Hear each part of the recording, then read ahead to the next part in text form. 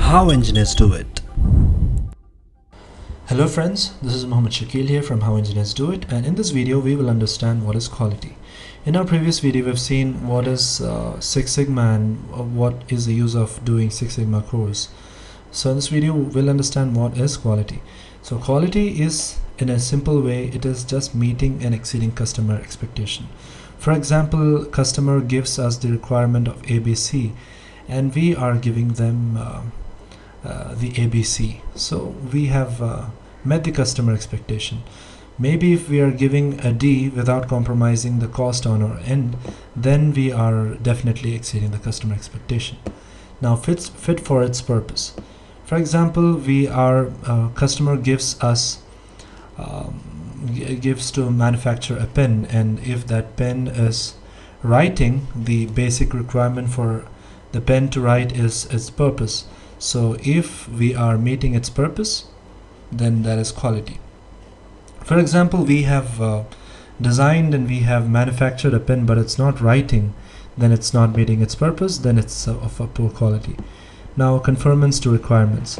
For example, our customer have given a couple of points like the pen nib should be of this, and the diameter of the pen should be of so much length, and the height should be of so much length and everything.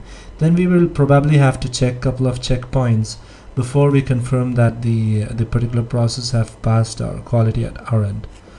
So now, conformance to requirements. So these will be the couple of points which we have to check before we proceed to give this to the customer, and once we do that, that's called as conformance to requirements. So the process of checking these points is in fact called as peer reviewing, and if we find a defect, it's called as internal defect, which we'll see in the future videos. Now coming to cost. Quality is also tied to a cost. So when we do a peer review, we are in fact spending some money to do it. So it's always said by the top gurus of quality that the cost of quality for appraisal should be minimal. At the same time, we should have minimal of reworks, minimal number of people checking our work. So it doesn't mean that we should avoid peer review. Peer review should be there, but our executioner should be as effective as possible so that we can reduce the cost that we put on our internal appraisal cost of quality. Now, value for price. So when the customer is paying for something, for example, they are paying for this pen, and probably we will call this pen as the customer would call this pen as of a good quality if he is able to get this pen for a good price as well, or for a value for price. So for example, we are giving this pen for maybe $10, and if there is another supplier who's ready to make it for $8 and give it for the same quality, then probably they wouldn't call this pen as a good quality because it's not value for price.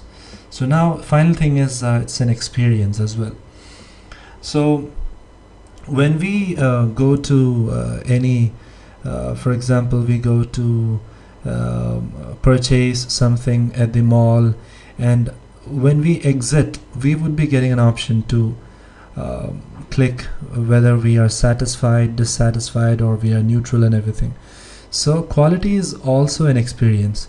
So when in the whole process of shopping, how did you actually feel? How did you experience the quality? So whether you are happy with it, whether you're sad with it, whether you're neutral with it. So this quality is also an experience. What the supplier or the people, the mall people would do with it is they would collect sample of maybe 1,000 or 100 data, and they would see what are the items purchased by this customer, and for the evaluation purpose they will be collecting data like that based on whatever industry they're into, and they will maybe probably do a root cause analysis to see or improve the to find out the root cause and also to find a corrective action to bring up the quality and improve the customer experience. So that's it about quality, and let's see you in the next video. Thank you and stay tuned.